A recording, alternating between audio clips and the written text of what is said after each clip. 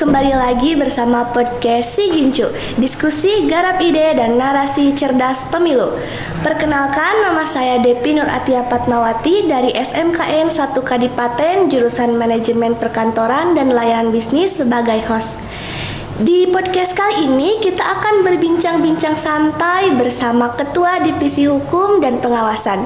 Ada Ibu Nia Nazmiatun. Selamat siang Bu Nia. Siang. Bagaimana kabarnya hari ini? Alhamdulillah baik. Gimana kabarnya? Alhamdulillah baik juga. Agar teman pemilih bisa lebih akrab, alangkah baiknya Ibu memperkenalkan diri terlebih dahulu dan sedikit pengalaman serta pendidikannya sebelum masuk ke KPU. Ini agak formal jadinya ya.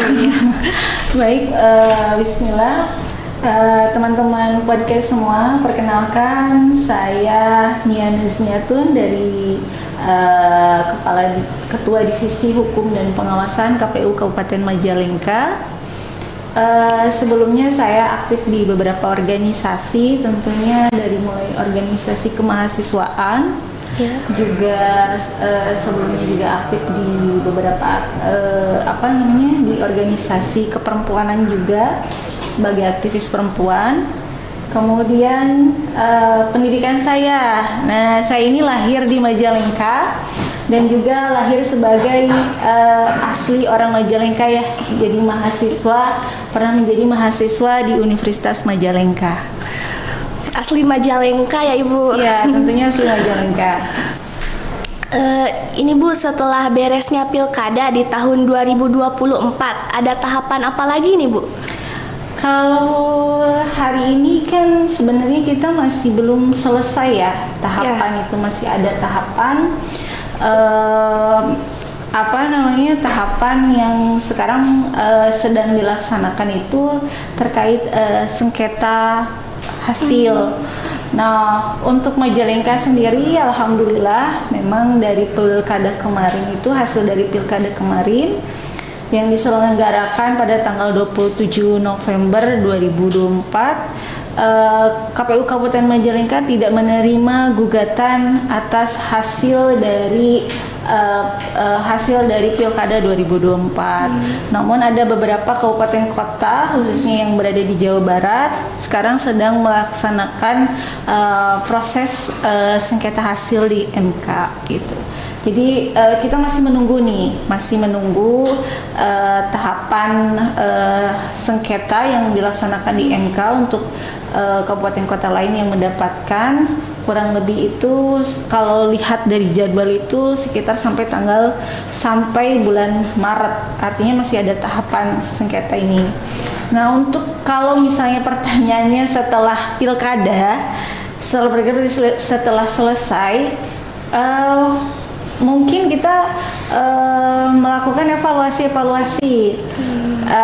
evaluasi kegiatan, kemudian juga mungkin nanti rencana untuk nanti menghadapi pemilu di 2029 nanti. Tapi tentunya itu juga atas nanti arahan dari KPU Provinsi maupun KPU RI. Iya, ternyata walaupun sudah beres pilkada masih banyak tahapan-tahapannya lagi ya Bu? Tentu saja masih ada kegiatan-kegiatan yang memang harus dilaksanakan oleh KPU Kabupaten Kota. Iya. Apa saja peran dan tanggung jawab Ibu sebagai Ketua Hukum dan Pengawasan dalam penyelenggaraan pemilu? Kalau misalnya saya kan membidangi Divisi Hukum dan Pengawasan.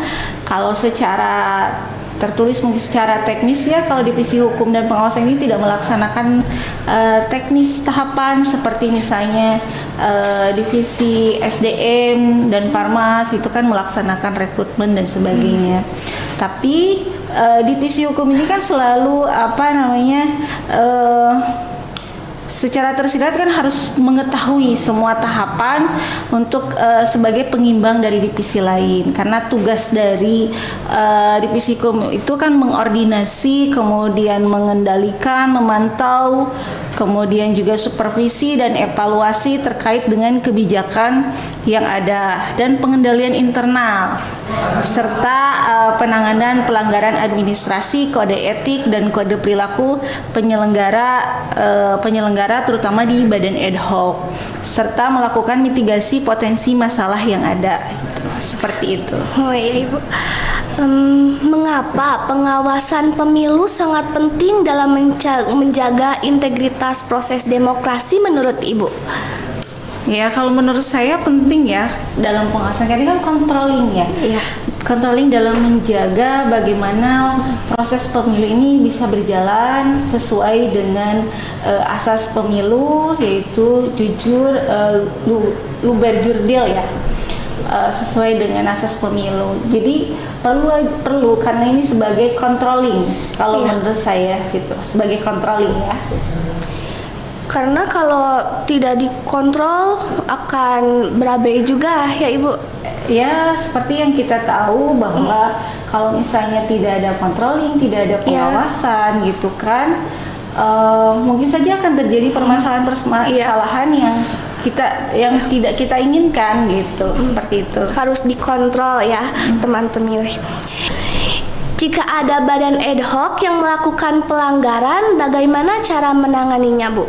Nah, ini sesuai dengan tugas saya yang tadi saya sampaikan sebagai Ketua Divisi Hukum dan Pengawasan. Jadi kalau misalnya badan ad hoc seperti PPK, kemudian PPS dan KPPS melakukan pelanggaran kode etik, kita juga ada alurnya sesuai dengan regulasi PKPU yang ada tentunya. Jadi kita menerima laporan dari aduan masyarakat ataupun mungkin dari laporan atau aduan dari Bawaslu, kemudian bisa juga dari pengawasan internal yang dilakukan oleh KPU. Ketika memang ada dugaan pelanggaran kode etik yang dilakukan oleh badan ad hoc. Kemudian juga dari aduan itu nanti kita proses, kita lakukan klarifikasi tentunya. Setelah melakukan klarifikasi lalu kita melakukan rapat pleno tentunya dengan pimpinan-pimpinan lain, dengan ketua KPU. Kemudian kita kalau misalnya dari hasil klarifikasi itu dan dari hasil rapat pleno itu memutuskan bahwa dugaan pelanggaran tersebut memang ada, maka kita akan melakukan sidang pemeriksaan. Kemudian kalau misalnya tidak terbukti dari hasil klarifikasi tersebut, sidang tersebut kasus tersebut akan selesai, seperti itu, akan ditutup. Seperti itu ya. Jadi kalau kewenangan dari Divisi Hukum dan Pengawasan itu salah satunya adalah terkait penanganan kode etik dan kode perilaku, karena ini kan berdasarkan aturan DKPP. Kalau sekarang ini kan untuk penanganan memberikan kewenangan tentunya kepada KPU Kabupaten Kota untuk yang menangani kasus kode etik itu dilakukan atau ditangani oleh KPU Kabupaten. Kecuali kalau memang kode etik itu yang dilakukan, dugaan kode etik itu dilakukan oleh komisioner KPU Kabupaten, Provinsi maupun RI, maka akan ditindaklanjuti oleh DKPP. Seperti itu. Di mana KPU mengadakan sosialisasi terhadap produk hukum, Bu? Jadi untuk produk hukum yang dikeluarkan oleh KPU, saya jelaskan dulu ya bahwa KPU yang membuat kebijakan, yang membuat PKPU itu adalah KPU RI. Tentunya kita sebagai KPU Kabupaten Kota hanya melaksanakan kebijakan-kebijakan tersebut. Adapun mungkin beberapa kebijakan yang memang dikeluarkan oleh KPU Kabupaten Kota itu nanti kita akan sosialisasikan di JDIH. Jadi ada yang namanya web KPU itu terkait produk hukum semua itu ada di JDIH, ada di web JDIH, kemudian juga ada Instagramnya juga, ada medsosnya juga. Jadi teman-teman podcast Si Gincu bisa langsung bisa follow atau bisa pantengin terus medsosnya JDIH itu terkait kegiatan-kegiatan divisi hukum, kemudian juga yang mau mencari tentang produk-produk hukum KPU itu bisa lihat di JDIH. KPU Kabupaten Majalengka juga punya JDIH KPU Kabupaten Majalengka, bisa di search aja di Google, nanti akan muncul seperti itu. Bagaimana Bu cara memastikan bahwa kegiatan pemilu itu berjalan dengan adil? Tentunya kita sebagai penyelenggara pemilu harus mengikuti atau melaksanakan tugas-tugas kita sesuai dengan asas penyelenggara. Kemudian tentunya penyelenggara pemilu ini kan ada 3, ada KPU, ada Bawaslu, juga ada DKPP. Nah, selain penyelenggara juga ada peserta pemilu tentunya. Juga harus mengikuti regulasi gitu kan, supaya tidak melakukan pelanggaran pemilu. Kemudian juga ada pemantau yang memantau jalannya yang terus memantau nih, masyarakat juga bisa ikut serta nih sebagai pemantau supaya penyelenggara pemilu ini berjalan memang sesuai dengan apa yang diharapkan oleh kita semua seperti itu. Siapa saja pihak yang terlibat dalam acara pemilu? Pihak-pihak yang terlibat ya dalam penyelenggaraan pemilu seperti yang tadi saya sampaikan, ada di KPP tentunya, ada KPU, ada Bawaslu sebagai penyelenggara pemilu, kemudian juga ada peserta pemilu,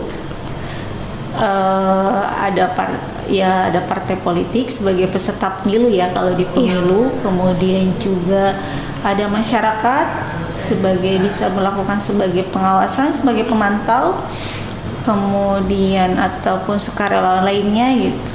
Jadi jadi semua pihak bisa terlibat tentunya. Masyarakat kan bisa menjadi pemilih, tentunya yang sudah berusia 17 tahun atau yang sudah menikah. Nah itu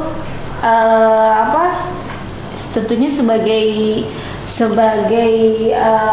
pihak-pihak terkait yang ikut melaksanakan penyelenggaraan pemilu seperti itu. Ibu belakangan ini ada kesibukan apa aja Bu? Sibukan saya itu paling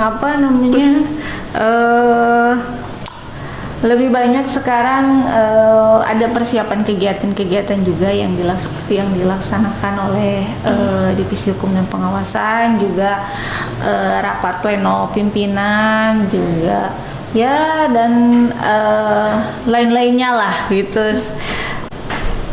Ini kalau misalnya dari mana? Dari SMK 1 Kadipaten. SMK 1 Kadipaten yang melakukan PKL ini berarti kelas 2 apa kelas 3? Kelas 12 Ibu. Oh, kelas 12. Kelas 3. Kelas 3 SMK ya. Berarti di sana juga sama belajar tentang podcast, atau sebelumnya sudah pernah melakukan podcast gitu? Belum sih Bu, ini pertama kalinya. Luar biasa, pertama kali tapi sudah bisa menyesuaikan. Nah, mungkin aja ada potensi-potensi nanti bisa jadi moderator, jadi MC seperti itu. Orang di sini yang melakukan tugasnya sebagai PKL ya. Di sini ada berapa orang? Kalau dari SMK Kadipaten ada 12 orang. Tapi di sini bukan SMK Kadipaten aja, ada juga dari SMK Maja 8 orang. Ini kita juga dibagi-bagi, ada yang di resepsionis, di bagian keuangan, yang di atas di dekat pimpinan, dan juga ada di ruang ada di ruang SDM. Informasi kepemiluan itu bisa dicek untuk teman-teman podcast, itu bisa dicek sebenarnya ada di Instagramnya KPU Kabupaten Majalengka untuk informasi-informasi terkait dengan kegiatan, kemudian juga lain-lainnya itu bisa di follow lah pokoknya di medsosnya KPU Kabupaten Majalengka. Nah tadi yang seperti yang saya sampaikan untuk produk-produk hukumnya, nah bisa dicek tentunya, bisa dilihat di webnya JDIH ya, sebagai webnya untuk itu di situ kumpulan-kumpulan PKPU, undang-undang terkait penyelenggara, terkait KPU, pokoknya itu ada di situ semua. Dan satu lagi nih mau saya sampaikan bahwa kita ini lagi dalam proses untuk ini, bukan proses sih sebenarnya. Jadi kita tuh punya semacam perpustakaan JDIH. Kalau tadi webnya JDIH itu kan media online-nya yang bisa diakses di internet. Nah, kita juga ada nih perpustakaan JDIH. Bisa langsung kalau datang ke KPU, berkunjung ke KPU, bisa lihat-lihat. Nah, di situ ada buku-buku tentang regulasi, tentang aturan-aturan KPU. Jadi teman-teman podcast yang memang yang memang bisa hadir, misalnya lagi main atau ada keperluan, bisa nanti mengunjungi itu perpustakaan JDIH itu. Silakan teman pemilih dikunjungi. Wah, ternyata menarik sekali ya teman pemilih. Dari yang kita tidak tahu menjadi tahu bahwa jika ada pelanggaran-pelanggaran di badan ad hoc, bukan di DKPP dilaporkannya tetapi di KPU Kabupaten. Kalau teman pemilih ingin tahu tentang produk hukum KPU, bisa diakses langsung di webnya KPU Majalengka. Bagi teman-teman nih yang bisa datang langsung ke KPU, ada perpustakaan JDIH di KPU. Ya, sayang sekali ya teman pemilih, waktunya sudah habis ya Bu, padahal kita ingin terus berbincang-bincang. Ya, seru sekali ya. Terima kasih Ibu karena telah menyempatkan waktunya bisa hadir di podcast hari ini. Saya juga mengucapkan terima kasih juga atas kesempatan yang diberikan kepada saya. Mudah-mudahan nanti kita bisa berbincang-bincang lagi ya. Iya. Dan tentunya bersama dengan teman pemilih. Untuk teman pemilih, jangan lupa untuk subscribe dan like video ini sebanyak-banyaknya. Dan jangan lupa juga untuk mengikuti semua akun media sosial KPU Majalengka. Terima kasih. Wassalamualaikum warahmatullahi wabarakatuh.